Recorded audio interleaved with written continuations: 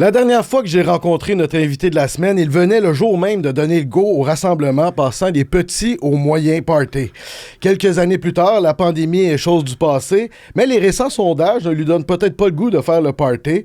C'est quand même un grand plaisir d'accueillir dans notre bunker nul autre que notre premier ministre. Bienvenue, M. Legault. Ben, je suis content. Merci pour l'invitation, Hugo. Très content de vous revoir. C'est de la visite rare pour nous, fait que c'est le fun. Pour moi, là, c'est comme si je vous connaissais parce que je vous lis. Oui, je le sais, j'ai vu ça. Oui, on pourra en parler, là. Oui, d'ailleurs, merci encore. Je vous ai même fait lire par un de mes fils. C'est vrai? Oui, puis il aimait ça, sauf la fin. De rater, là, il a dit qu'il adorait ça, sauf la fin. Il y a bien du monde qui m'a dit ça. C'est un peu la fin que je regrette, mais bon, c'est ça. Mais vous êtes bien smart, en tout cas, de m'avoir aussi d'avoir partagé sur vos réseaux. C'est très apprécié. Mais je vais quand même vous poser des vraies questions. Allez-y. Je suis habitué. Merci de nous faire une place aussi dans votre agenda de premier ministre. Vous êtes dans une petite tournée. J'ai vu la semaine passée que vous étiez un peu partout. Vous avez donné aussi des entrevues à Olivier Primo, Stéphane Bureau. Avez-vous un faible pour les hommes blancs vieillissants en formule balado? Ben, j'ai fait Sophie Durocher aussi. Non, j'ai pas de préférence. J'accepte un peu plus d'entrevues parce que j'ai beaucoup de choses à expliquer. Fait que je suis content. Je sais que vous avez un auditoire qui est plus jeune, là, donc je sais que j'ai du travail à faire sur mon image. Un peu plus, là. Ben, là, bon, moi, je suis la personne la moins jeune d'Urbania, mais quand même, je me fais le porte-voix d'une jeunesse, là, avec vous aujourd'hui. Oui, on se parlait tantôt de Passe-Caro. Les jeunes, ils n'ont pas connu ça. Ils n'ont pas la ref. Claire Pimparé, ils l'ont pas connu. Ils l'ont pas connu dans ses belles années. Non. Est-ce que vous punissez les médias traditionnels un peu? Là, je sens que vous prenez des entrevues plus balado, plus des longues entrevues. Non, je vais continuer de faire la semaine prochaine, c'est la fin de la session. Je vais aller faire Patrice Roy, puis TVA. Donc, vous allez faire la run de l'air, ouais. En entrevue à Stéphane Bureau, vous défendez votre bilan, surtout en matière économique, en déplorant qu'on médiatise souvent le négatif, la controverse. Est-ce que vous trouvez que vous avez mauvaise presse, M. Legault? Ben là, vous savez très bien, en politique, on parle jamais contre les journalistes, on les aime, mais c'est certain que en économie, c'est ma grande fierté. Je pense que j'ai des qualités de ce côté-là, mais j'ai aidé 25 000 entreprises depuis 7 ans, puis on parle juste de 2-3, là, Nordvolt, Lyon, puis quelques insuccès. Vous allez être déçus, c'est de ça que je vais vous parler. Bon, bien, parfait, mais moi, je vais vous parler de ma moyenne au bâton, puis du fait qu'on a battu l'économie de l'Ontario puis du reste du Canada grâce à nos bons investissements. Pensez-vous que la méthode de communication avec le public, elle change? Tu sais, les scrums, tout ça, je pense que de tout le temps être scrummé sur les questions, d'être talonné sur peut-être des petites controverses, c'est plus intéressant pour vous de changer un peu de canal de communication? Oui, effectivement. Quand je regarde les scrums à tous les jours, ils essayent de me poser des questions sur la controverse du jour. Donc, ça peut pas être positif. Puis, moi, ce que j'aimerais, c'est de parler des dossiers qui sont plus importants. T'sais, comme là, avec Stéphane Bureau, j'ai eu l'occasion de parler d'Hydro-Québec puis de nos projets chez Hydro-Québec. C'est pas à tous les jours que j'ai l'occasion d'en parler. Ça, on va y revenir parce que vous fondez beaucoup d'espoir dans Hydro-Québec. Mais pour commencer, je vais vous citer. La dernière fois qu'on s'est vu à vos bureaux sur McGill, je vous avais demandé ce que vous voudriez qu'on se souvienne de vous dans les livres d'histoire et vous m'aviez dit « Je ne voudrais pas que ça soit la pandémie. Je suis pas venu en politique pour gérer une pandémie. » Ceci étant dit, avec l'impasse entourant la loi 2 avec les médecins, la chef de la FTQ qui vous compare à Poutine, les sondages peu reluisants, le fiasco ça clique, l'échec de Nordvolt, est-ce que vous ennuyez de la pandémie finalement?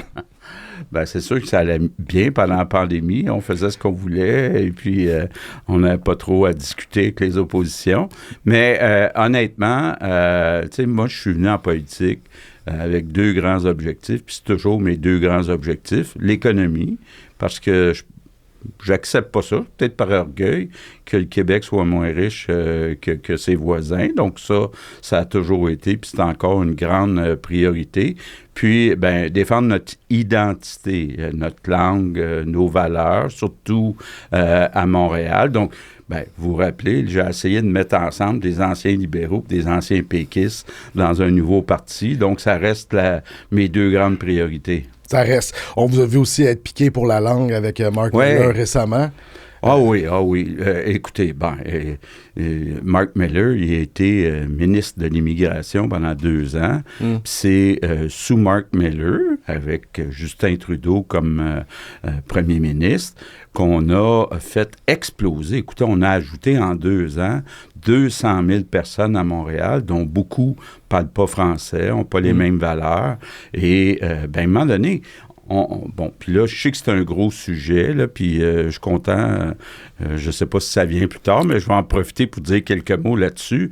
Le Québec sera toujours, puis a toujours été accueillant pour les nouveaux arrivants, mais il y a une question de nombre, là. Quand on est rendu à 560 000 immigrants temporaires, puis ça, c'est la faute à Mark Miller, c'est sûr que Mark Miller qui dit ça m'intéresse pas, il n'a pas dit ça tout à fait comme ça, là, mais le français, l'identité, je m'excuse, là, mais moi, ça m'intéresse beaucoup.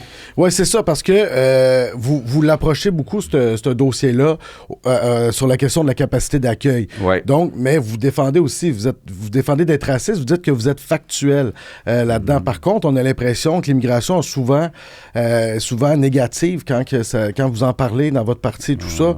Qu'est-ce qui fonctionne? En quoi l'immigration est une richesse?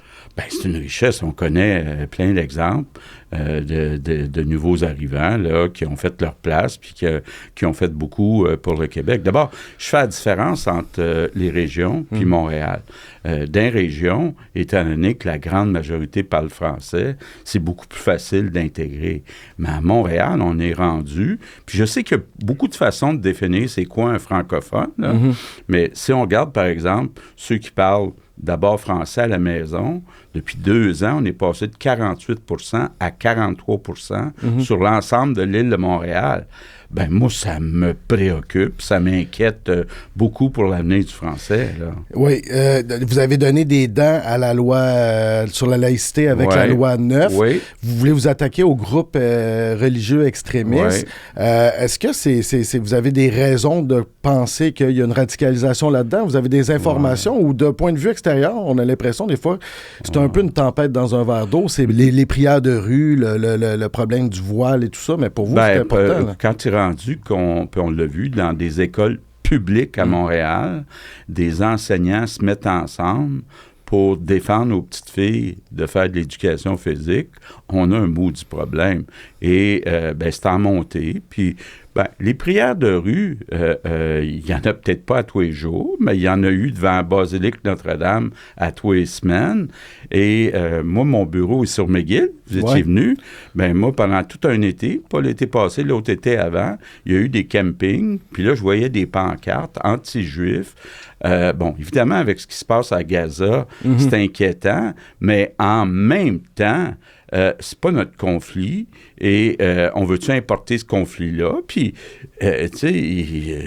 disons les vraies choses, là, des radicaux islamistes, on n'en veut pas à Montréal pas au Québec. Là. Sentez-vous vous allez avoir besoin peut-être de changer votre méthode de communication de ça pour des gens plus jeunes, mettons pour moi, mes collègues. Là, présentement, il y a le PQ aussi qui travaille fort là-dedans, mais vous passez quand même pour un peu intolérant pour l'immigration et tout ça, puis je pense que ce message-là passe pas.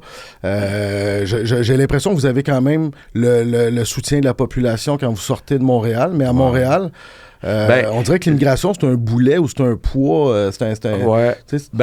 C'est ça, vous parliez du Parti québécois. C'est que pendant longtemps, la politique, c'était divisé entre les souverainistes et les fédéralistes. Ouais. Là, c'est vraiment divisé entre les multiculturalistes, les libéraux puis Québec solidaire, et les nationalistes, le PQ puis la CAQ, qui veulent qu'il y ait une culture d'intégration, qui veulent pas que toutes les cultures soient égales, puis évidemment qu'on respecte une capacité d'intégration pour rester ce qu'on est, c'est-à-dire l'égalité homme-femme, parler français, du monde à la maison qui écoute la culture en français. Puis je sais que chez les jeunes, c'est partagé. Puis on ne peut pas mettre tous les jeunes dans le même paquet. Il y en a pour qui c'est important défendre le français puis la culture québécoise. Il y en a d'autres, écoutez, c'est sûr qu'on est aux côtés des États-Unis, donc les Spotify, les Netflix et puis Internet. Il y en a pour qui, évidemment, l'attrait de la culture américaine est fort, mais à un moment donné, moi, en tout cas, j'y tiens à garder notre langue puis notre culture. Et là, on parle de découvrabilité, s'assurer quand on va chercher une toune que les tounes québécoises apparaissent en premier. Donc, il y a des efforts à faire, mais pour moi, c'est important. J'ai 2 gars de 31, 33 ans pour qui c'est important, le français et la culture québécoise. Puis je sais qu'ils ont beaucoup d'amis pour qui c'est important. Donc, on ne peut pas mettre tous les jeunes en disant non. Parce que la question, c'est de dire, si demain matin, on a 1, 2, 3 millions d'arrivants qui sont pas francophones ou sont d'une autre culture, qui n'ont pas les mêmes valeurs, bien, il va rester quoi de la nation québécoise? Est-ce qu'on veut que le Québec soit pareil comme partout ailleurs dans le monde? Tu sais, c'est des questions qu'il faut se poser, puis peut-être des questions qu'on se pose pas tous. Peut-être, est-ce que vous pensez que les gens ont une candeur ou une naïveté par rapport à est-ce qu'on s'accroche sur le fait français en le prenant pour du cash? Ben, je pense que, encore une fois, il ne faut pas mettre tout le monde dans le même paquet, mais il y en a peut-être qui ne réalisent pas que le français sera toujours vulnérable. T'sais, on est une petite poignée avec des centaines de millions d'anglophones autour. Donc, c'est sûr qu'il y a un attrait. Et puis, quand un nouvel arrivant vient à Montréal, puis qui est capable de vivre en anglais, essentiellement d'un commerce, au travail, on est rendu que c'est 51% qui travaillent en anglais. C'est inquiétant. À Montréal. C'est inquiétant, à Montréal. On va prendre quelques dossiers séparément, M. Legault. Vous étiez confiant d'arriver à une entente avec les médecins spécialistes. Pourquoi vous tenez votre bout à ce point-là, puis jusqu'où vous êtes prêt à le tenir là-dedans?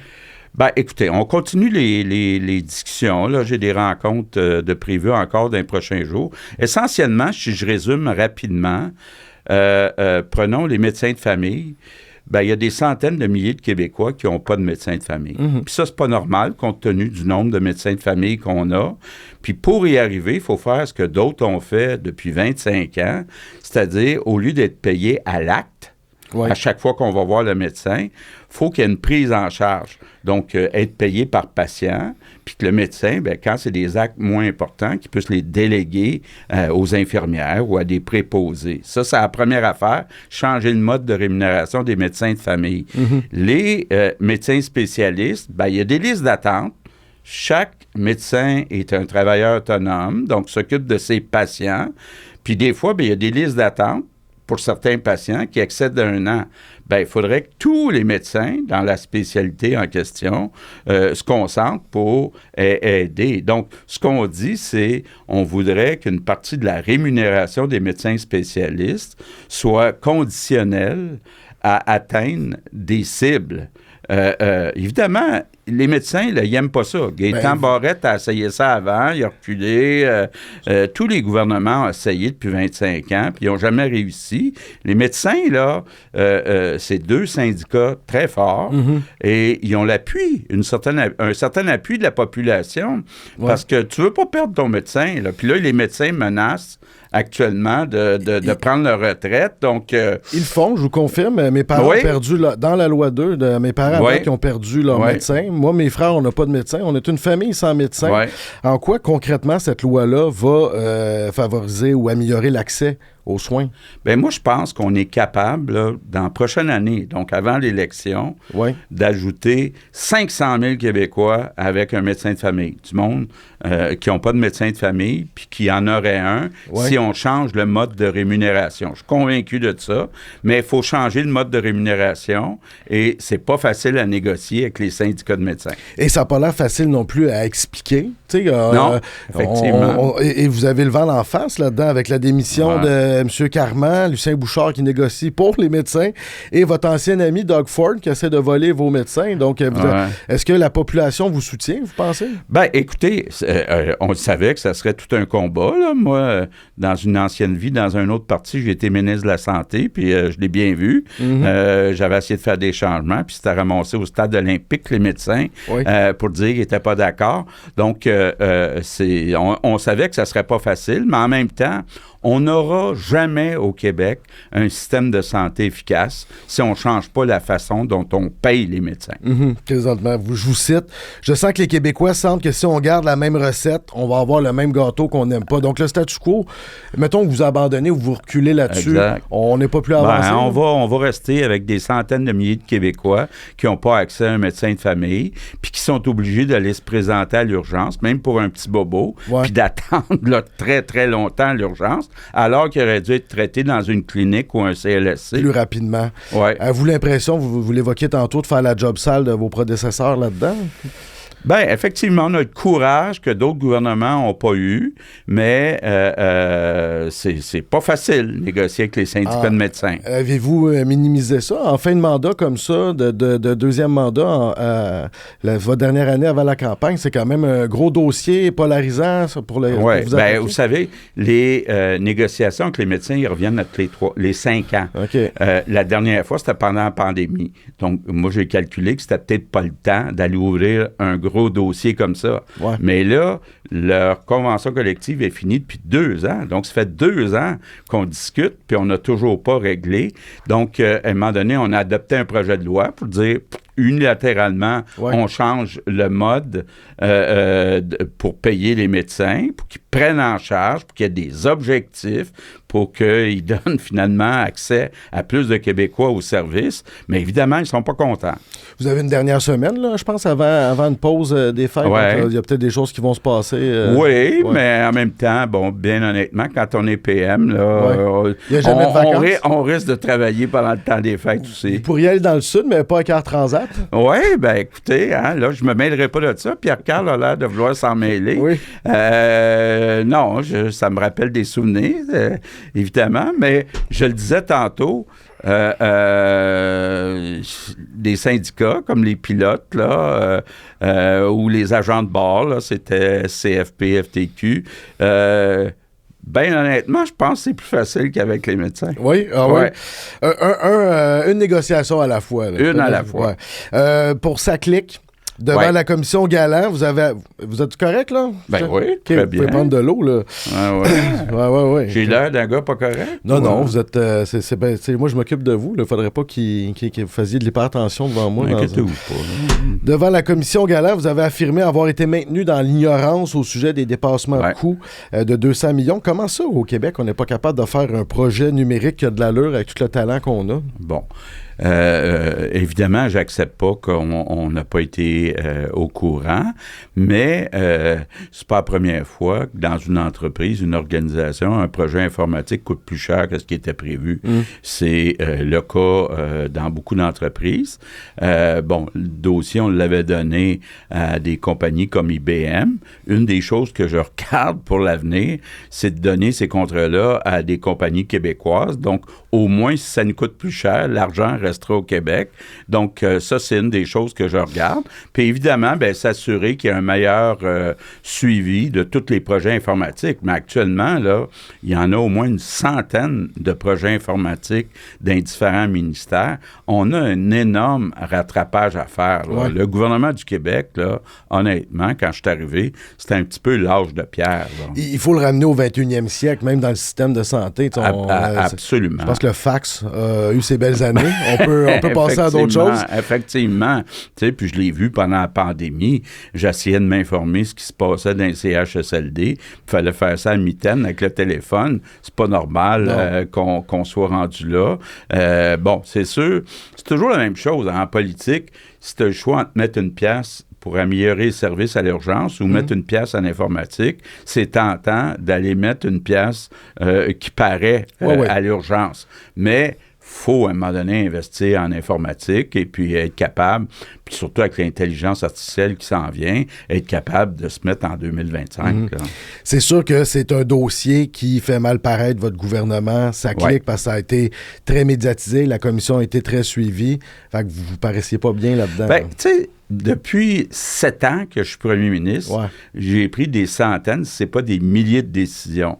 Mais il y a 4-5 dossiers là, qui reviennent tout le temps. C'est juste ceux-là qu'on vous parle. Salt Lake, les Kings de Los Angeles. faut accepter ça, de dire, bon, on va me parler régulièrement de 4-5 dossiers, alors qu'il y en a des centaines, des milliers. C'est comme ça peu, les médias puis la politique. Bon, on va revenir sur vos mots aussi. Okay. Là. Pour Nordvolt, veut pas, je pense que vous auriez... C'est vos mots, ça avait le potentiel d'être le plus grand investissement privé de l'histoire récente du Québec, un projet de 7 milliards. On a perdu 270 millions là-dedans. Êtes-vous amer? Je pense que vous auriez eu besoin de ce coup de circuit-là. Bon, d'abord, là, vous dites, on a perdu 260 millions. Juste dire, là, depuis que je suis là, on a attiré 93 milliards d'investissements des entreprises. Donc, 260 millions perdus, 93 milliards qui est rentré. Maintenant, revenons sur le fond. Est-ce que le Québec, qui a des minéraux comme le lithium, pour faire des batteries de véhicules électriques, devrait s'impliquer dans ce secteur-là? Est-ce qu'il y aura, à long terme, plus de véhicules électriques au monde? Je pense que la réponse, c'est oui. Mais qu'est-ce qui est arrivé depuis un an? Donald Trump arrive, il dit « Moi, ça ne m'intéresse pas, les véhicules électriques. » Nous, on espérait vendre ça aux Américains. Fait que, évidemment, ça change les plans, ça tarde les plans, je devrais dire. Donc, c'est sûr, puis moi, j'étais en affaires, là. Quand tu fais 25 000 deals avec les entreprises, c'est normal qu'il y en ait quelques-uns qui ne marchent pas. Sauf que ça a été tellement... il y avait beaucoup d'espoir. C'était tellement aussi médiatisé. Exact. Mais surtout parce que c'est comme un peu la logique de s'en aller vers ça. Comme vous dites... Mais dans les batteries pour les véhicules électriques, il y a encore 2-3 000 jobs à Bécancour avec des entreprises qui marchent. Donc, même si on regardait juste la filière électrique, il y a des entreprises qui marchent. Puis honnêtement, si j'avais une gageure à prendre à moyen terme, évidemment, Trump ne sera pas là toujours. Je pense que si on veut sauver la planète, il va falloir aller vers les véhicules électriques. Là. Pour vous, c'est inévitable. On y reviendra, mais je pense que c'est presque... C'est votre côté comptable. À un moment donné, l'hydroélectricité, c'est l'avenir du Québec. Tu sais, de dire, est-ce que dans 25, dans 50 ans, on utilisera encore du pétrole puis du gaz, ou si on ira vers l'hydroélectricité, vers l'éolien, vers l'énergie renouvelable? Moi, je pense poser la question, c'est y répondre. C'est juste une question, ça va se passer sur combien d'années? Puis quand est-ce qu'on va revenir avec un gouvernement aux États-Unis qui y croit? Mais là, on est en train de prendre du retard sur les Chinois. Je veux dire, les Chinois sont beaucoup plus avancés que nous autres dans les véhicules électriques. Là. C'est d'une certaine façon un peu inquiétant. Et surtout ironique parce qu'on a accès, nous, à toutes ces richesses-là pour développer ce marché-là. Donc, on est assis un peu sur une mine d'or pour le futur. Là. Oui, puis même plus que ça, on parle beaucoup d'hydroélectricité, mais ce qu'on appelle les minéraux critiques, là, le lithium, le graphite, l'aluminium, ce qu'on appelle les terres rares, actuellement, la plupart des pays dans le monde, ils s'approvisionnent en Chine. Puis la plupart des pays, que ce soit l'Europe ou que ce soit aux États-Unis, ils rêveraient d'avoir une alternative à la Chine. Fait que nous, là, on a toute une opportunité au Québec. Qui s'en vient, c'est ça, à un moment donné. Quand parce que là, présentement, avec Donald Trump, on a plus l'impression que c'est un retour du pétrole ou d'intérêt du secteur automobile. Quoique Donald Trump, on le levait avec l'Ukraine. Il a négocié avec l'Ukraine pour dire, vous allez me donner vos minéraux critiques. Puis là, on vient de le voir avec la Chine dire, entre autres des minéraux qui s'appellent terres rares, de dire, moi, je suis prêt à baisser les tarifs avec la Chine si vous me garantissez que vous allez continuer de m'envoyer des terres rares. Parce que ces minéraux-là, il en a besoin pour les ordinateurs, les téléphones, la défense. Fait que c'est comme incontournable. Oui, c'est ça. Bon, ça aurait été un coup de circuit, on le disait. Puis, Stéphane Bureau, vous êtes consolé en plaidant qu'au moins, vous avez une bonne moyenne au bâton. On va en parler un peu de votre moyenne au bâton. Qu'est-ce qui fonctionne présentement au Québec? Ah, ben écoutez, je regarde certaines mines. Tu sais, j'étais allé annoncer il y a quelques semaines en Abitibi une mine d'or, 1400 jobs à 100 000 $ par année. Je regarde ce qui se passe au Saguenay-Lac-Saint-Jean avec Rio Tinto, l'aluminium qui devient de plus en plus vert.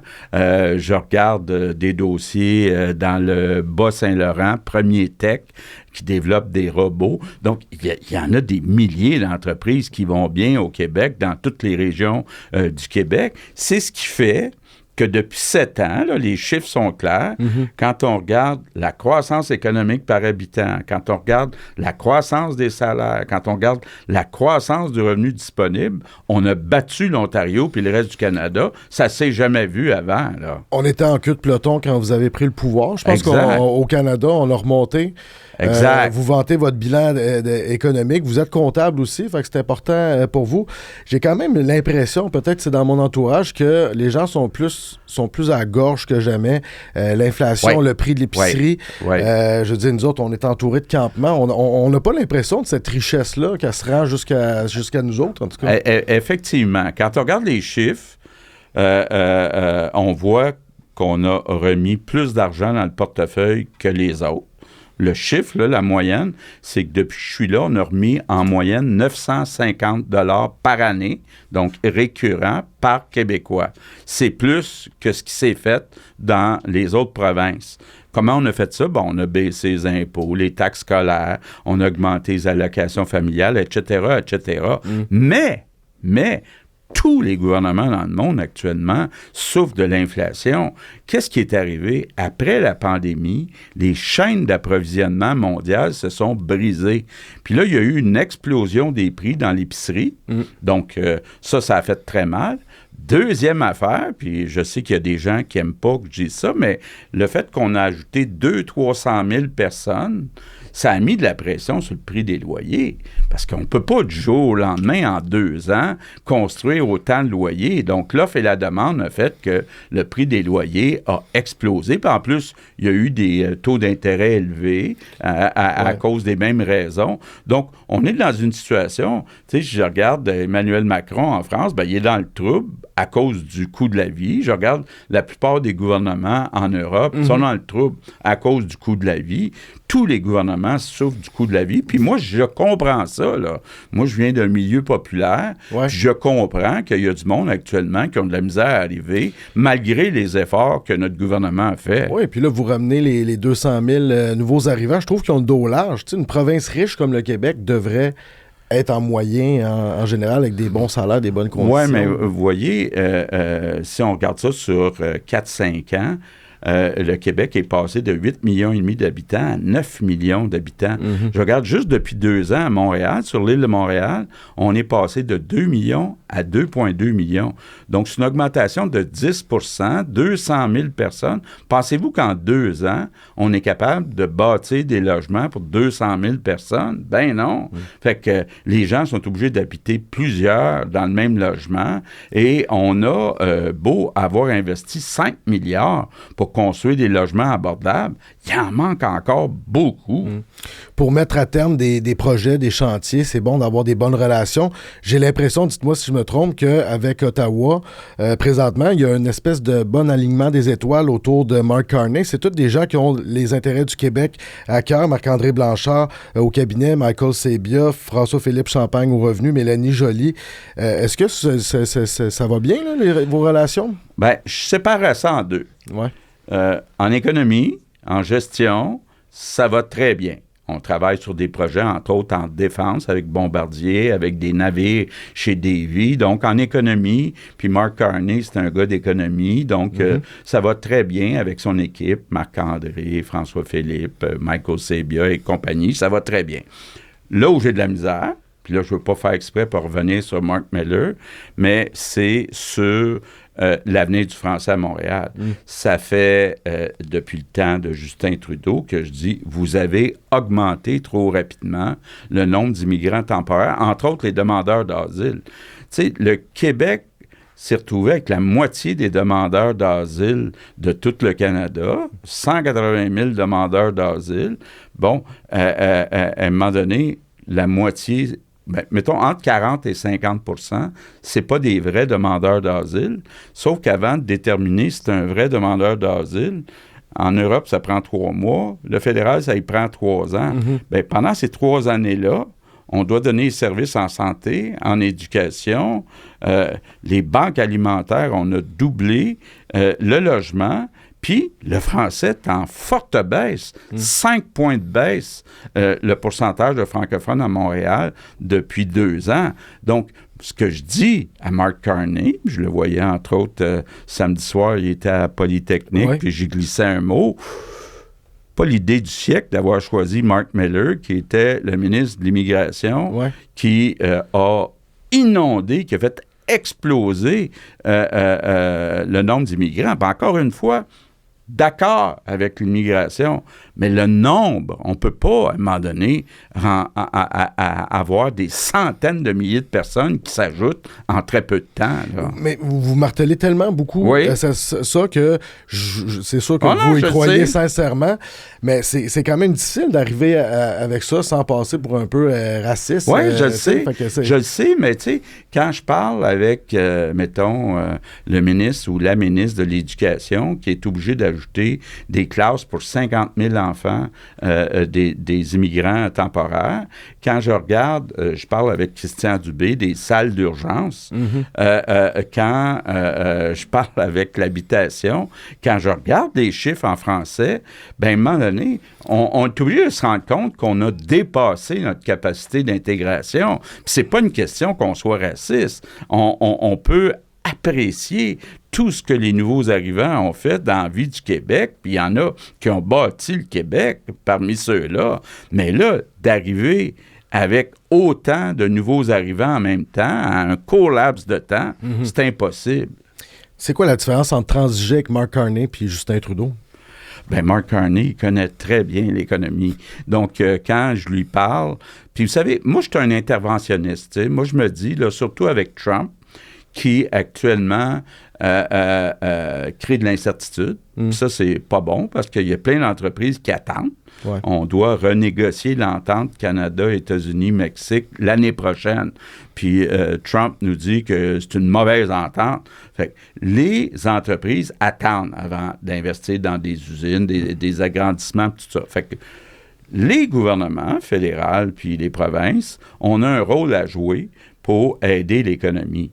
Donc, Mark Carney, puis je suis d'accord avec lui, a décidé de mettre 82 milliards dans la défense. Puis encore là, c'est pas parce qu'on va aller faire exprès pour se battre contre les autres, mais quand on voit ce que la Russie a fait en Ukraine, là, il faut avoir des brises-glaces dans le Nord pour s'assurer si jamais... Ça, on pourrait aller chercher notre part du gâteau avec l'aérospatiale, dans le fond. Puis l'aérospatiale, c'est sûr que des drones, même fabriquer une partie des avions de combat, dans le passé, le fédéral a donné des gros contrats de dizaines de milliards aux États-Unis pour des F-35, puis ils ne sont pas assurés qu'il y a une partie de l'assemblage qui soit faite au Québec, au Canada, dans des entreprises comme Bombardier. Bien là, ce que j'aime de Mark Carney, c'est qu'il dit, c'est pas le F-35 américain, ça pourrait être le Gripen suédois. Et là, on s'assurait avec Saab qu'il en fasse une partie chez Bombardier. Ouais. Donc, je pense que Mark Carney comprend mieux l'économie que Justin Trudeau. Oui. Par contre, quand vous êtes arrivé il y a 7 ans, vous étiez la troisième voie, vous êtes présenté comme ça. On était écœuré des chicanes entre le PQ et les libéraux. Après ce pouvoir-là, après avoir négocié autant avec Ottawa, est-ce que des fois, vous vous dites... Là, on garde ça entre nous deux. On serait bon pour gérer nos affaires tout seul. Puis on n'a pas, on a toutes les ressources. Parce que je vous entends souvent vanter ce qu'on a comme ressources, comme tantôt vous parliez de matériaux critiques. Il y a deux aspects. Puis c'est toujours les deux mêmes. Vous pouvez le faire, votre coming out souverainiste. Il y a l'économie puis l'identité. OK? Ouais.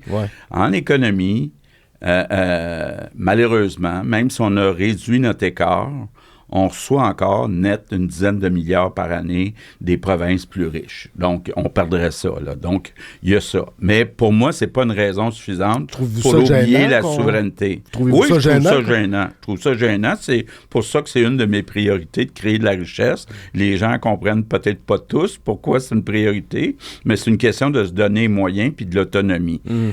Par contre, là où, pourquoi j'ai déjà été souverainiste, ben c'est des raisons identitaires. Puis là, j'avoue qu'actuellement, autant que Trudeau, puis maintenant que Carney, on dirait qu'ils ne comprennent pas qu'on doit poser des gestes à Montréal pour sauver le français. Ça, c'est plus achalant. Donc, ça, c'est plus achalant. Mais là... Ça titille votre ancienne fibre souverainiste, oui, là. Mais là, on a comme deux options. La première option, c'est de continuer à se battre pour convaincre Ottawa. Tu sais, puis il y avait des gars comme Poilievre qui étaient prêts à nous transférer le pouvoir en immigration. Là. Donc, il y a quand même eu une ouverture. Donc, on continue à négocier avec Ottawa ou on fait un référendum sur la souveraineté du Québec. Puis, bon, c'est mon évaluation, puis il y a des gens qui peuvent avoir une autre évaluation, mais mon évaluation, c'est que je pense pas que 50% plus un des Québécois vont voter oui à un référendum.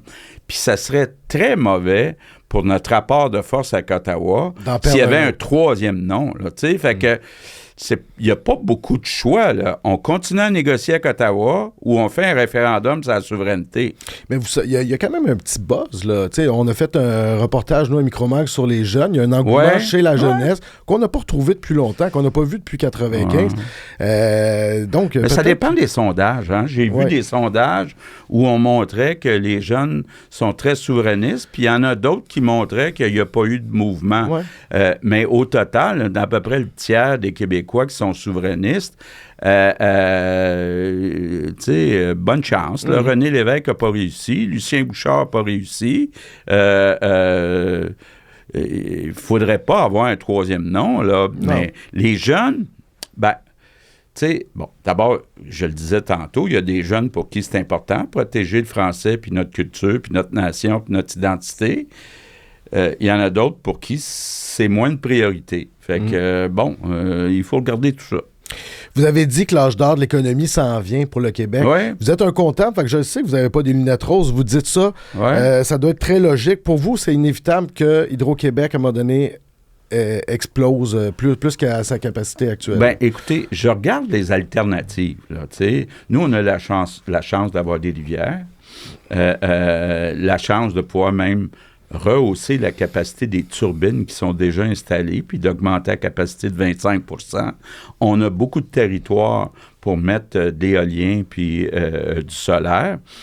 Je regarde les alternatives de nos voisins. Qu'est-ce qu'ils regardent en Ontario, aux États-Unis? Ils regardent le nucléaire, qui coûte presque 2 fois plus cher que l'hydroélectricité et 16 cents le kilowattheure pour le nucléaire contre l'éolien 6, l'hydroélectricité 10. C'est ça. Fait que nous, on a la chance d'avoir l'hydroélectricité pour pouvoir le jumeler avec l'éolien. Parce que l'éolien, c'est intermittent. Tandis que l'hydroélectricité, l'eau coule quand on en a besoin. Ça, tout le monde rêve d'avoir de l'hydro, mais on est à peu près tout seul à en avoir en Amérique du Nord. Donc, les Américains, ils vont avoir besoin d'électricité. Tu sais, je regarde juste, prenons l'aluminium. Donald Trump dit « Je voudrais avoir des alumineries aux États-Unis », mais il n'y a pas d'électricité. Fait qu'il y a un maudit problème. Puis, à un moment donné, on est en position de force. Même chose pour les centres de données. Tu sais, puis l'intelligence artificielle, ça suppose d'avoir des centres de données. Puis de plus en plus, les entreprises s'installent proches des centres de données. Les centres de données, ça demande beaucoup, beaucoup d'énergie. Fait qu'on a la chance de pouvoir doubler la capacité d'Hydro-Québec d'ici 2050. C'est des marchés qui vont s'ouvrir, passer nous autres. Là. C'est des marchés d'avenir. Oui, puis c'est comme 2 booms économiques. Là. Je regarde d'ici 2035, à commencer l'année prochaine, puis l'autre année après, juste dans la construction de la capacité, on parle de 35 000 jobs en construction. Puis après, ça va nous permettre d'attirer des entreprises manufacturières puis des centres de données. On a une opportunité là, de devenir peut-être une des places les plus riches. Quand vous évoquez cet l'âge d'or de l'économie, ça sonne un peu comme un slogan de Donald Trump qui veut justement remettre l'économie américaine sur les rails. Est-ce que, M. Legault, vous voulez « Make Québec great again » ? Il faudrait qu'on l'ait déjà été pour dire « again ». Malheureusement, puis je ne veux pas refaire l'histoire du Québec, mais les francophones se sont jamais beaucoup impliqués en affaires. On a toujours un retard sur les anglophones. On est en train de le rattraper tranquillement, mais j'aimerais ça « make the Québec great Tu sais, qu'il n'y a pas de raison que le Québec soit moins riche que ses voisins. On est tous intelligents, on a des excellentes universités, on est bon en innovation. Il faut juste s'y mettre puis être stratégique. Vous le déplorez des fois, je vous entends solliciter des entrepreneurs à investir, à faire des pitchs. Pourquoi il y a une retenue? Pourquoi les Québec, c'est... Ben, tu sais, regardez, c'est presque de la psychologie, cette affaire-là. Là. Pourquoi il y a moins de monde au Québec qui sont entrepreneurs, qui veulent lancer des projets? C'est sûr que c'est du risque. C'est une moins bonne qualité de vie. C'est stressant. Il n'y a peut-être pas de modèle. Tu sais, quand tes parents ou tes grands-parents n'ont pas été entrepreneurs, c'est difficile de le devenir, mais il y en a de plus en plus. Fait qu'on évolue, puis moi, je pense qu'on va finir par rattraper les anglophones. Pensez-vous qu'on va revenir avec la relation avec les États-Unis après le départ de Trump ou on a pété quelque chose? Non, moi, je pense pas que ça va revenir. Pourquoi? Ben, tu sais, évidemment, je suis pas souvent d'accord avec Trump, mais je suis d'accord sur une chose, c'est que les États-Unis ont un déficit commercial avec le monde entier. C'est-à-dire qu'ils importent beaucoup plus de produits qu'ils en exportent. C'est vrai que la Chine d'abord, mais c'est vrai aussi avec le Canada, avec le Mexique, avec l'Allemagne. Donc, ce qui se dit, c'est que ça devrait être fair. Oui, j'importe, mais si tu acceptes mes produits aussi. Donc, première chose. Deuxième chose, quand on regarde depuis 25-50 ans, beaucoup d'entreprises où il y a des jobs payants dans le secteur manufacturier ont été déménagées en Chine et ailleurs parce que les salaires étaient plus bas. Donc, ils ont remplacé ces jobs-là par des jobs dans le secteur des services qui sont moins bien payés. Fait que Trump dit, moi, je voudrais ramener ces jobs-là. Il ne réussira pas ça du jour au lendemain, mais je trouve ça un petit peu normal qu'ils disent les jobs payants, on devrait les ramener aux États-Unis. Prenez l'exemple de l'Ontario. Mettez-vous dans un soulier de Donald Trump. Là. Il dit, Windsor, en Ontario, a plein de jobs payants dans l'auto. Il veut ramener ça à Détroit ou dans... Pourquoi qu'ils ne seraient pas tous à Détroit? GM puis Ford, là, c'est américain. Pourquoi que ça serait à Windsor, en Ontario?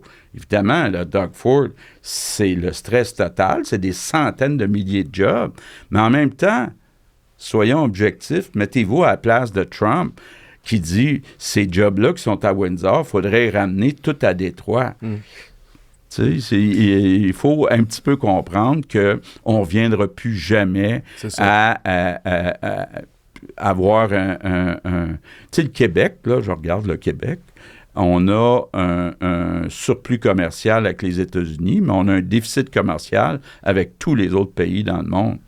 Est-ce qu'on va garder ce surplus-là? Tu sais, je regarde ce qui se passe dans la forêt actuellement. Ils commencent à planter des arbres depuis un bon nombre d'années. Il va falloir se guérir d'une dépendance. Nos exportations sont massives aux États-Unis. Il va falloir diversifier. Donc, un des avantages du Canada, même si c'est juste 41 millions de personnes, c'est au moins un marché de 41 millions versus 9 millions au Québec. L'Europe, faut en faire plus. L'Asie, bien évidemment, là, il y a la Chine puis l'Inde qui sont incontournables, qui ont plus d'1 milliard de personnes chaque. Faut être là tu sais. Rappelez-vous, même vous, en août dernier, vous disiez que ça serait extrêmement dommageable, les tarifs, tout ça. On a l'impression... Est-ce que c'est une perception ou c'est moins pire que la catastrophe anticipée, l'impact des tarifs? Bien, on est à peu près, en moyenne, là, à 5-10 de tarifs. C'est pas ça qui fait le plus mal. Ce qui fait le plus mal, c'est l'incertitude. C'est étant donné qu'il y a une renégociation à y avoir l'année prochaine de l'entente Canada, États-Unis, Mexique, il y a plein d'entreprises qui investissent plus. Puis là, il y a des entreprises de construction qui viennent me voir et qui me disent, ça c'est vraiment nouveau, j'ai des employés à rien faire dans le secteur privé de la construction, alors qu'il y a 6 mois, ils venaient me voir et me dire, je manque d'employés dans la construction. Donc, il y a quelque chose qui se passe, malheureusement, à cause de l'incertitude économique de Trump. C'est clair. Après, M. Legault, avoir voulu décarboner le Québec, vous avez confié à Bernard Drainville, le nouveau ministre de l'Environnement, la mission de réduire les délais de conformité et couper dans la bureaucratie. Est-ce que c'est une priorité, l'environnement, ou c'est... moi, j'ai l'impression que des fois, ça a l'air d'être un bâton dans la roue de grands projets d'envergure. Bon, deux choses. D'abord, quand on regarde les gaz à effet de serre par habitant, les GES par habitant en Amérique du Nord, là, il y a 50 États, 10 provinces, on est les meilleurs. C'est le Québec qui a les plus bas GES par habitant. Donc, puis là, on dit on va mettre 200 milliards d'investissements chez Hydro-Québec pour faire de l'énergie propre. Donc, on fait notre part. Maintenant, pour ce qui est des normes environnementales, ce que je lui ai donné comme mandat, puis ce qu'il est en train de faire, c'est de dire, on peut-tu réduire les délais? Tu sais, quand on fait un BAP, au lieu de prendre 18 mois, peux-tu prendre 9 mois? Parce que la manière que ça marche en pratique, là, c'est que le BAP, il étudie le dossier, il pose une liste de questions à l'entreprise répond. Là, le BAP pose une deuxième série de questions, après une troisième, une quatrième, une cinquième. Il y a beaucoup de va-et-vient. Ouais. Tu sais, c'est à un moment donné, pose toutes tes questions et essayons de faire ça en 9 mois, tout en respectant les règles, mais il faut réduire parce que on a un défi de remplacer les jobs que Trump, indirectement, est en train de nous enlever.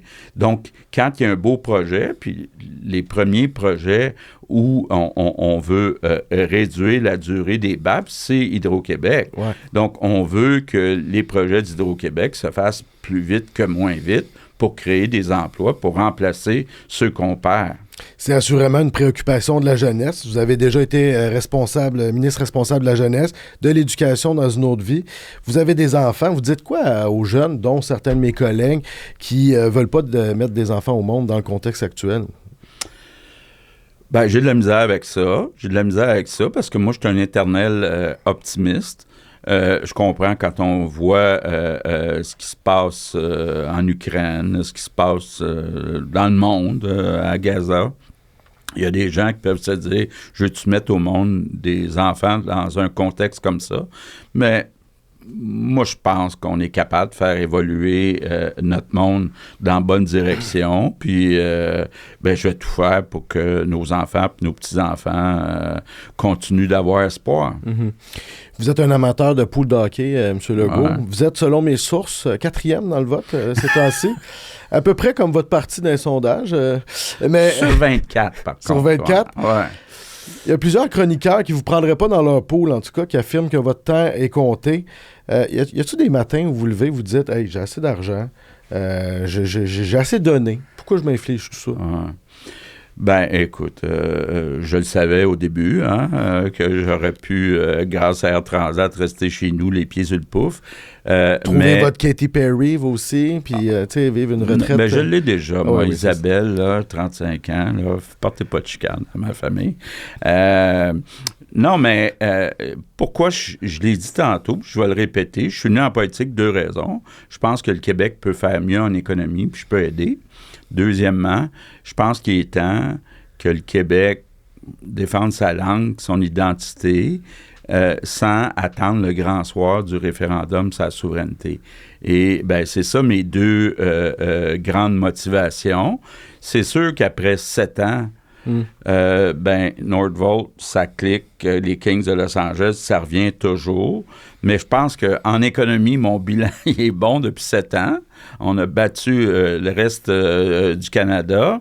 Donc, faut aussi regarder les alternatives. Il y a essentiellement 2 alternatives. Ouais. Bon, il y a Paul Saint-Pierre Plamondon qui dit « Moi, je m'engage à faire un référendum sur la souveraineté. » Donc, avec l'incertitude économique que ça amène. Puis Pablo Rodriguez, qui vient de la gang à Justin Trudeau, qui s'est jamais intéressé à défendre notre langue puis notre identité. Fait que, je continue à penser, puis là, en toute humilité, que je pourrais faire mieux que ces 2-là. Vous deviez rire dans votre barbe la semaine passée quand vous voyez tous ces partis-là s'entre-déchirer, mais malgré ce bordel-là, vous ne montez pas plus que ça d'un sondage. Qu'est-ce que ça prendrait à la CAQ pour monter la cote? Il y a 2 choses là, pour avoir de l'expérience. Quand on est en cours de mandat, les sondages, c'est beaucoup la satisfaction à l'égard du gouvernement. Est-ce que je suis satisfait du premier ministre puis de son gouvernement ou non? Quand on se rapproche de l'élection, bien là, c'est plus une analyse. Lequel des partis est le moins pire, mettons. Ouais. Hein? Puis là, ça devient comme une question très différente. Parce que moi, je peux comprendre qu'après avoir pris des centaines de décisions, presque chaque Québécois, ils ont une décision qu'ils n'ont pas aimée. Fait qu'ils se souviennent de celle-là. Fait que là, si c'est juste une question d'évaluer le gouvernement, c'est tough. Si c'est choisir, est-ce que j'aime mieux Paul, Pablo ou François, c'est une autre question. Mais des fois, les gens cherchent des raisons, mais ça se peut-tu juste l'usure du pouvoir? Oui, bien, surtout pendant le mandat, l'usure du pouvoir, bien, c'était exactement ce que je viens de dire. C'est de dire, il y a des décisions avec lesquelles je n'étais pas d'accord, puis je suis fâché sur cette décision-là. Tu sais, d'avoir donné 6 millions pour que les Kings de Los Angeles viennent jouer à Québec pour montrer notre aréna. Il y a du monde qui dit « Hey, quelle erreur! » J'étais allé, moi, voir ça. Pardon? J'étais allé voir ce match-là. Vous êtes allé voir ça? Ouais. Bon match. Fait que pensez-vous que c'était une bonne idée ou une mauvaise idée? Ben, je pense que c'était pas le meilleur move de votre carrière politique. Je suis d'accord. Il y avait du monde, mais je sais pas si on donnait les billets ou si les gens... Peut-être qu'il y avait... ça répondait peut-être... Il y a des billets qui ont été donnés. C'est sûr que ça nous a coûté 5 millions. Ramenez donc les Nordiques à la place. Ben, c'est ça, c'était ça l'objectif. C'est de dire, on a un amphithéâtre à Québec qui est honnêtement aussi beau, sinon plus beau que le Centre Bell. Ouais. Et il n'est pas utilisé. Puis, puis là, on pourrait embarquer sur qui va payer 2 milliards pour l'équipe. Là. Est-ce que Pierre-Carl est prêt à payer autant que ça? Mais il reste que mon intention était bonne. C'est que moi, je veux le retour des Nordiques. Mais comment je l'ai fait, c'était peut-être pas la meilleure idée. Vous êtes un gars de chiffres sur une échelle de 1 à 10. À quel point la job, c'est lourd, là, présentement? Bien, écoutez, moi, j'avoue là, que j'ai eu une certaine habitude que ça soit lourd. Je me rappelle au début d'Air Transat, il y avait des fins de semaine qu'on avait à moitié de nos vols en retard, puis des passagers, on cherchait des places pour les mettre dans les hôtels à Montréal parce que c'était le bordel. Donc, j'en ai vécu beaucoup du stress dans ma vie. Donc, peut-être plus capable de le prendre. Là. Dans la presse, Alain Reyes croit que déclencher des élections anticipées, ça serait votre meilleure carte. Ça s'est fait ailleurs. Doug Ford, Carney. Est-ce que c'est quelque chose qui est dans votre manche? Non. Je sais qu'Alain a cette idée-là depuis longtemps. Alain, ce qu'il dit, c'est... prenons Pablo les culottes à terre, puis déclenchons une élection demain matin. Fait que comme ça va être une bataille entre moi et le PQ, parce que Pablo, il n'aura pas le temps de monter ses culottes. D'abord, je trouve ça un peu chien. Deuxièmement, on a des élections à date fixe au mois d'octobre, là, donc ça va être au mois d'octobre. Je vous cite, « Personnellement, j'ai le goût plus que jamais de me battre. À l'âge que j'ai, je ne suis plus dans les concours de popularité. Ce qui me motive, c'est l'amour du peuple québécois. » Pourquoi, M. Legault, vous demeurez l'homme de la situation? Bien, parce que je pense que je suis capable... Quand je disais mes 2 priorités, je pense aussi que c'est les 2 plus grandes priorités des Québécois. L'économie, la bonne gestion, puis défendre notre identité. Puis actuellement, bien, on a eu pendant 50 ans une alternance entre le PQ et le Parti libéral, donc entre un parti identitaire et un parti économique, soi-disant. Bien là, moi, je leur offre la chance d'avoir les 2. Je pense que c'est ce que les gens cherchent. Quand que, là-dessus, Paul Saint-Pierre, vous êtes d'accord un peu avec sur la sortie de Mark Miller.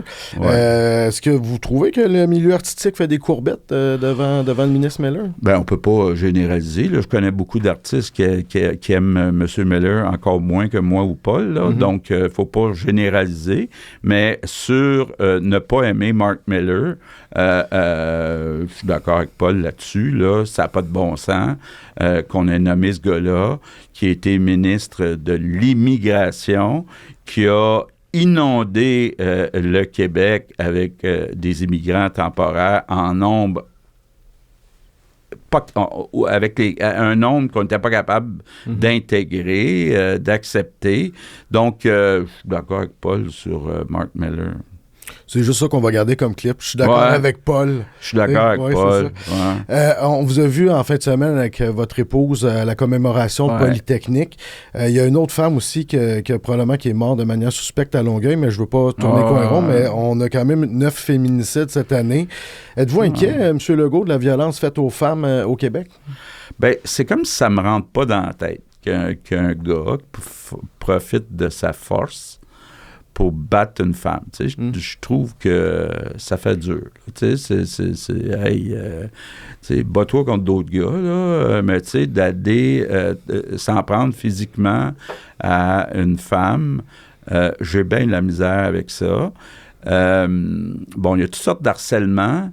Ce que le message que j'essayais d'envoyer samedi, c'est de dire, quand vous connaissez quelqu'un là, qui agresse une femme, là, dénoncez-le. Là. Dénoncez-le. Attendez pas que ça finisse par un féminicide. Là, on a mis en place des maisons d'hébergement pour les femmes violentées. Ça me choque bien gros, ça m'écoeure de voir ça. Justement, dans une lettre d'opinion publiée dans la presse il y a quelques jours, la chroniqueuse et marraine du regroupement des maisons pour femmes victimes de violences conjugales, Catherine Etier, déplorait qu'une demande d'hébergement sur 2 est refusée à l'heure actuelle dans le réseau, soit 10 000 sur 20 000. C'est quand même énorme. Ouais. Bien, ce qu'on a fait à un moment donné, on a réuni toutes les maisons, les centres d'hébergement, puis on leur a dit, vous avez besoin de combien de places? Puis on a accepté le chiffre qu'ils nous ont demandé. Par contre, on n'a pas fini de les construire. On a peut-être la moitié seulement de construire parce que ça prend un certain temps pour les construire. Donc, on essaie de les envoyer dans les hôtels, des choses comme ça, mais c'est vrai qu'on n'a pas fini de construire les places. Je vous entends souvent marteler l'importance de protéger notre monde. Il y a un dossier de la presse qui faisait récemment état des coupeurs au sein des institutions chargées d'assurer la sécurité des citoyens en allégeant un suivi des criminels. Vous n'avez pas l'impression de jouer un peu avec le feu pour sauver de l'argent? Bon. En pratique, là, je suis un gars direct, je vais vous dire ce qui est arrivé. Le budget de la sécurité publique, là, cette année, il est en train d'être défoncé de 100 ou 200 millions. Qu'on a dit au ministre, là, Yann Lafrenière, c'est hey, respecte ton budget. Il faut que tout le monde respecte son budget. Donc, évidemment, les gens peuvent dire c'est des coupeurs. C'est pas des coupeurs, on dit juste respectez votre budget, qui est déjà un plus gros montant que le budget de l'an passé. Il faut que tout le monde respecte son budget. Sauf que là, dans ce cas-ci, on gère des vies, littéralement. Je sais, mais c'est la même chose en santé, c'est la même chose dans tous les ministères. À un moment donné, on a déjà un déficit. Il faut remettre de l'argent dans le portefeuille des Québécois à cause du coût de la vie. Il faut continuer d'investir en éducation, en santé. Donc, à l'impossible, nul n'est tenu. Non. La polarisation, M. Legault, ces réseaux sociaux, c'est rendu intense. Est-ce qu'on peut encore débattre au Québec, vous pensez? Bien, je voyais l'Australie là, qui va empêcher les médias sociaux pour les 16 ans et moins. J'avoue qu'au début, je me disais, ben voyons donc, les jeunes n'accepteront jamais ça. Mais je pense que on a Amélie Diane, une de nos députées, qui a fait une commission, puis il y a beaucoup de monde qui sont d'accord avec ça. Donc, on est en train de regarder ça. Pour ce qui est des adultes, ben, c'est difficile de régler ça parce que qui va juger de ce qui est acceptable puis de ce qui n'est pas acceptable? Mais c'est un vrai gros problème partout dans le monde. Ben, même ici, Ruba Gazal a fait une vidéo récemment où elle lit des messages d'insultes extrêmement violents. Je ne sais pas si vous avez vu ça passer. Oui, j'ai vu ça. Puis allez vous amuser à regarder mon fil X. Vous allez voir que c'est pas très gentil. Là, les policiers regardent ça régulièrement parce que il y a même des messages qui sont violents. Vous passez au cash. Quand vous avez votre chandail des Nordiques, l'autre jour, ça se voulait sympathique. Vous êtes fait ramasser. Est-ce que des fois, quand vous sortez, je ne sais pas, vous ne pouvez pas aller faire votre épicerie à tout bout de champ, mais est-ce que le ton est hostile à votre égard? C'est bizarre, ça, hein, parce que je vois une game du Canadien, là, je vais prendre 50 photos parce que les gens veulent une photo. C'est très rare que les gens, physiquement, sont hostiles. C'est plus facile quand tu es caché derrière un média social d'être chien, d'être tough, mais sincèrement, c'est très, très rare que les gens sont négatifs. Au contraire, les gens viennent plutôt me dire « Hey, merci pour ce que vous faites. Je sais que c'est pas facile. » J'ai des petites questions un peu plus smooth pour finir. Ben parce oui. que j'avais des questions quand même intelligentes. À date, c'était intelligent. C'est pas pire, hein? Ouais. On l'oublie, mais il y a un humain derrière chaque politicien, incluant le premier ministre. Qu'est-ce qui vous rend le plus fier dans votre parcours, M. Legault? Oh, ben c'est mes deux gars, là. Mes deux gars, 31, 33. Je sais que vous êtes rendus à l'adolescence. Ouais. Moi aussi, j'ai passé l'adolescence là où ils me parlaient à peine, et puis, mais ça revient. C'était-tu des bombes ou non? Ils ont bien fait ça? Ils étaient pas trop tough? Ça arrivait, des fois, là, qu'il y avait des batailles, mais ça arrivait surtout que papa, ce qu'il disait, c'était pas bien intelligent. Là, fait que, l'adolescence, c'est le bout le plus tough, mais là, écoute, ils sont tellement gentils. Là. Moi, c'est mon plus grand bonheur quand ils viennent souper à la maison avec mon épouse Isabelle. Là, on jase, c'est extraordinaire. Puis en politique? Là, ça, c'est votre fierté en politique? D'être humain, mais en politique, oui. Bien, en politique, je dirais en économie, d'avoir réussi depuis 7 ans à battre l'Ontario puis le reste du Canada, ça, c'est ma grande fierté. Votre legs, ça serait quoi, votre legs rêvé?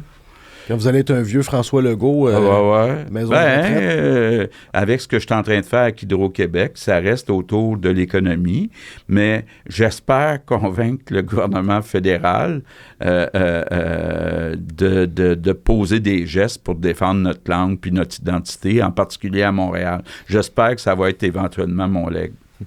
De quoi vous vous ennuyez le moins dans les 3 options suivantes? Premièrement, Arruda et ses tartelettes portugaises. Deuxièmement, un match des Kings contre les Browns au centre Vidéotron. Ou troisièmement, devoir annuler Noël à cause de la COVID?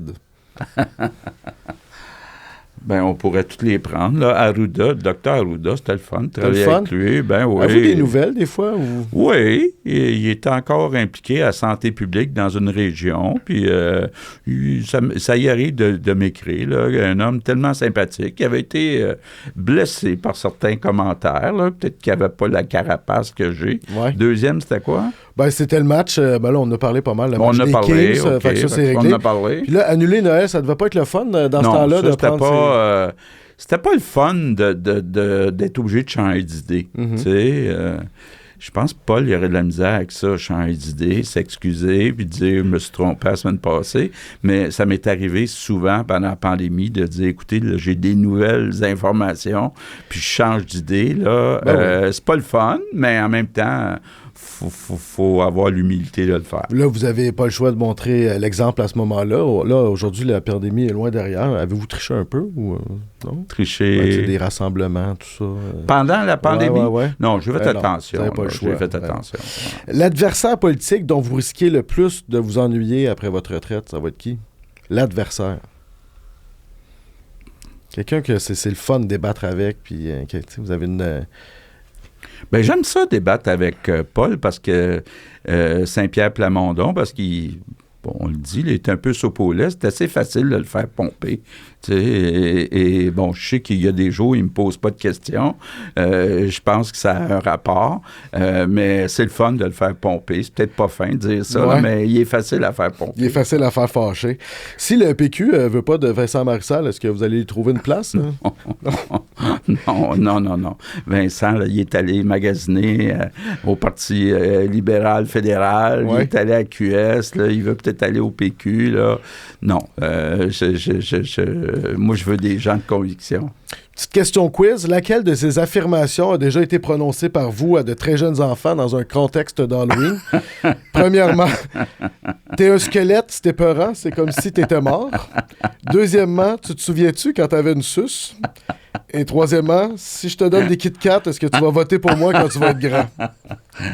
Ben écoute, je suis certain que vous avez déjà fait ça. Là, quand on jase avec des enfants, on essaye de trouver quelque chose à leur dire puis de les faire réagir. Là, des fois, on dit n'importe quoi. Oui, ça vous prendrait des petits-enfants pour vous pratiquer. Là. Vous êtes je me suis pratiqué, j'en ai eu des enfants. C'est pour ça qu'ils disent quand même que je trouve toujours quelque chose comme question, mais des fois, quand on dit n'importe quoi, ben ça donne l'occasion aux journalistes de se moquer. Oui, on trouve ça bien comique. Vous êtes sur une île déserte, vous devez choisir un compagnon de survie pendant un mois, est-ce que vous amenez Gabriel Nadeau-Dubois, Justin Trudeau ou une délégation de médecins spécialistes? J'aime bien Gabriel. Oui. Je trouve que c'est un gars intelligent puis qui a un bon sens de l'humour. J'aime bien Gabriel. Je vous lance des fleurs. J'ai tout le temps trouvé ça formidable, votre façon d'encourager notre littérature. Je sais que vous le faites, à toutes les fois que vous partagez un livre, vous faites ramasser pareil. Mais quand même, ça a l'air senti. Je sais que vous avez ça à cœur. C'est quoi vos coups de cœur culturels, là, de livres, de télé, de séries, de n'importe quoi? OK.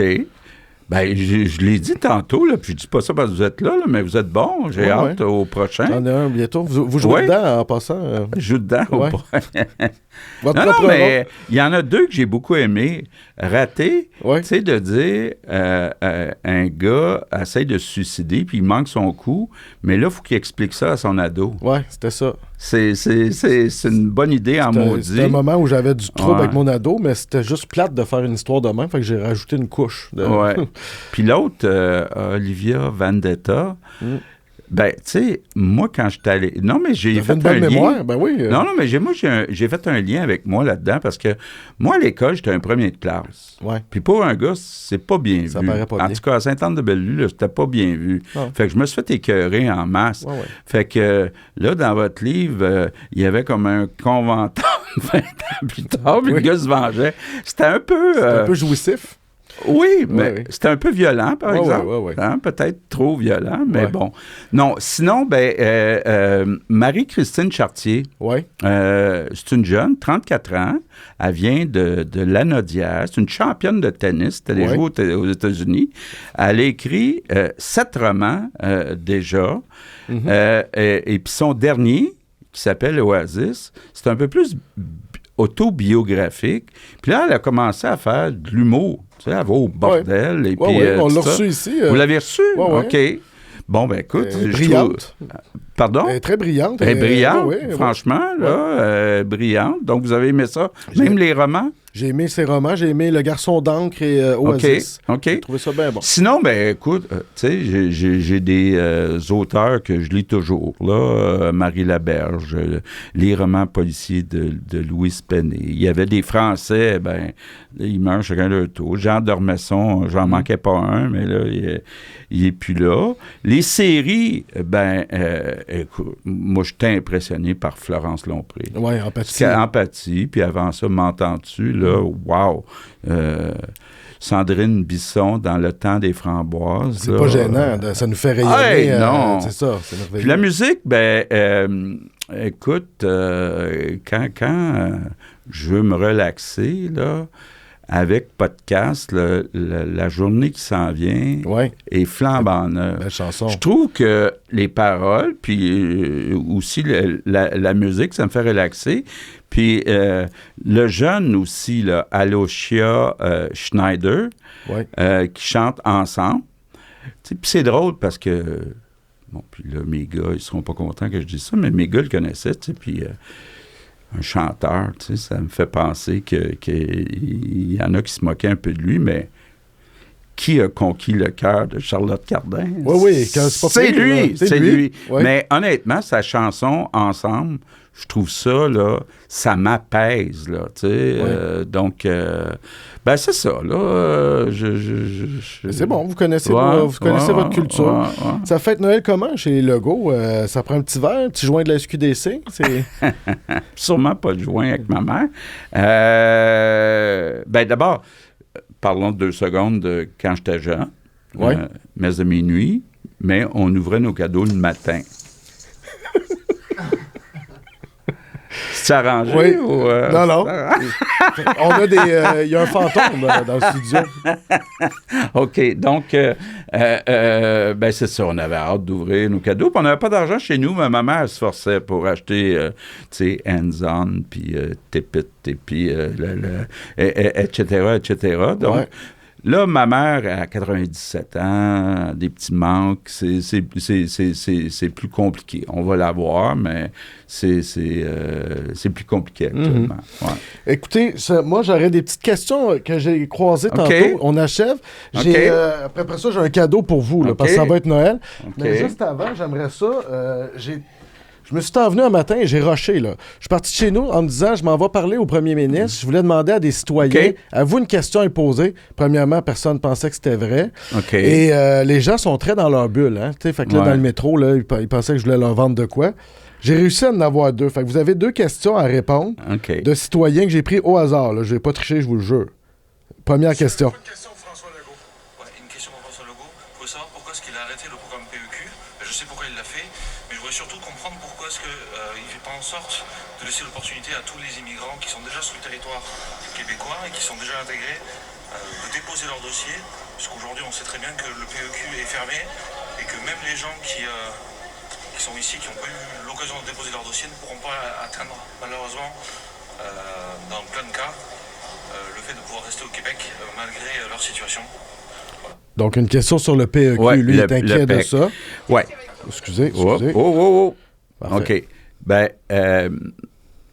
il y a un certain nombre d'années, on avait mis en place un programme où, quand on était étudiant, puis qu'on obtenait un diplôme au Québec, on était presque automatiquement accepté comme immigrant permanent. Est arrivé ce que j'ai parlé. Là, on est passé à 560 000 immigrants temporaires. À part les étudiants, les autres, c'est tout contrôlé par Ottawa, demandeurs d'asile, puis les travailleurs temporaires, le PMI. Et ce qu'on a dit, bien, ceux qui ont déjà déposé dans le programme d'expérience québécoise pour les étudiants, on va les accepter. Mais là, on ferme le programme, puis vous allez vous inscrire comme les autres. Parce que si on regarde juste les étudiants, on est passé de 75 000 à 125 000. Donc, à un moment donné, encore là, je reviens sur le nombre. Moi, honnêtement, j'étais capable de négocier avec Ottawa. J'aime mieux des étudiants jeunes, formés, que des demandeurs d'asile. Mais c'est pas moi qui choisis cet Ottawa. Mais pour l'instant, on n'a pas le choix. Il y a un problème. On a dépassé notre capacité. On est toujours dans la logique de capacité d'accueil. Parfait. Puis j'ai une dernière question d'une jeune fille. Qu'est-ce qui va... Mademoiselle, avez-vous une question pour François Legault? Oui, je me demande qu'est-ce que son gouvernement veut faire pour réguler les médias sociaux.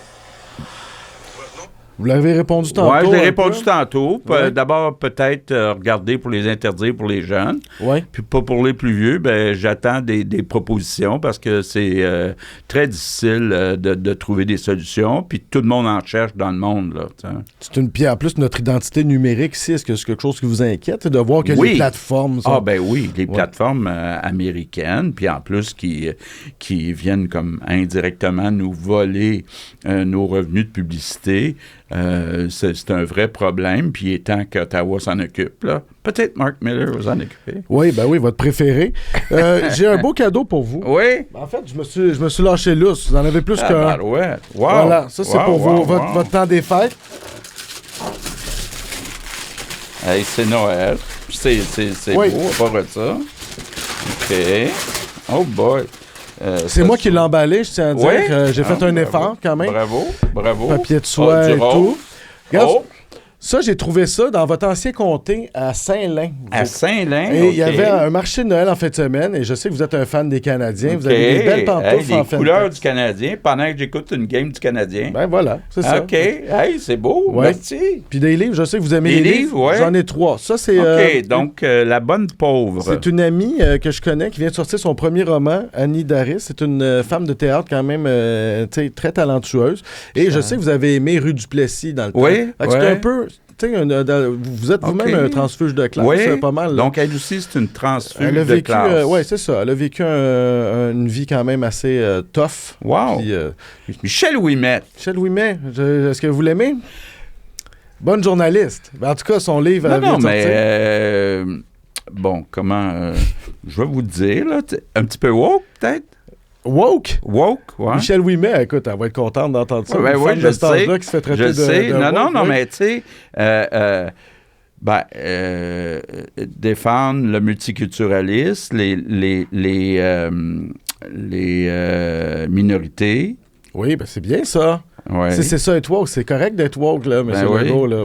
Oui, c'est ça. Moi, je suis plus nationaliste, qui a une culture d'intégration. Oui. Puis ça, là, écoute, je l'ai pas. Non, mais pour vous aider là, dans vos histoires d'immigration. Mais honnêtement, j'adore Uba. Oui. Parce que c'est une fille qui a toujours le sourire. Oui. Tu sais, je vois des fois son chum aussi au TNM qui joue, qui est acteur, puis qui est drôle, puis il est fin. Oui. Et je l'aime. Puis ça prend du monde qui veulent dépenser de l'argent qu'on n'a pas. Oui, puis je l'ai lu. C'est intéressant. C'est très bon? Oui. Okay. Vous allez voir. Hey, merci beaucoup. Merci à vous. Ça, c'était à moi, ça a l'air. Ben oui, là, mais là, j'ai peur que vous ayez l'avoir. Là, c'est vous qui êtes allé chercher ça chez Renaud, j'espère. Oui, parfait. J'ai juste peur que vous allez l'avoir avec la discussion qu'on a eue tantôt. Ah, ben là, si c'est... Ah, ouais. Ah, ben là, je devine c'est quoi, là. Ouais. J'essayais de vous faire découvrir quelqu'un, mais vous l'avez eu en entrevue, vous dites. Je l'ai eu en entrevue. C'est pas mal bon, mais c'est correct. Vous l'avez vu, donnez-les à quelqu'un. Je vais le donner, je vais dire que ça vient de je m'excuse là, d'être tombé, mais honnêtement, c'est ce que je disais tantôt. Oui. Marie-Christine Chartier. Oui. Moi, je suis un maniaque de tennis en plus. Oui, je sais. Et puis, elle a joué au tennis aux États-Unis, a vécu à Québec, là, elle est revenue à Montréal pour faire de l'humour. Oui, c'est pas mal bas. Elle vient de la Nodière. Là, vous avez laissé le prix. Ça fait... Ça, c'est c'est pas bon, ça. C'est pas mais oui, je le sais. D'ailleurs... Franchement, là, Evan, je vais le chicaner. Là, la première fois que je vous ai parlé, vous étiez ministre de l'Éducation et vous étiez un joueur de tennis. J'étais à CISM, une radio étudiante. Et on s'était parlé. Je me rappelle pas de ça. Vous étiez tout jeune, tout en cheveux. Plein de cheveux. Ils sont encore foncés. Merci. Hey, merci Hugo. Merci, c'est gentil. Puis le prochain livre sort quand? En mars. Mars, j'ai hâte de lire ça. Vous l'envoyez, vous faites ça. Merci. Merci.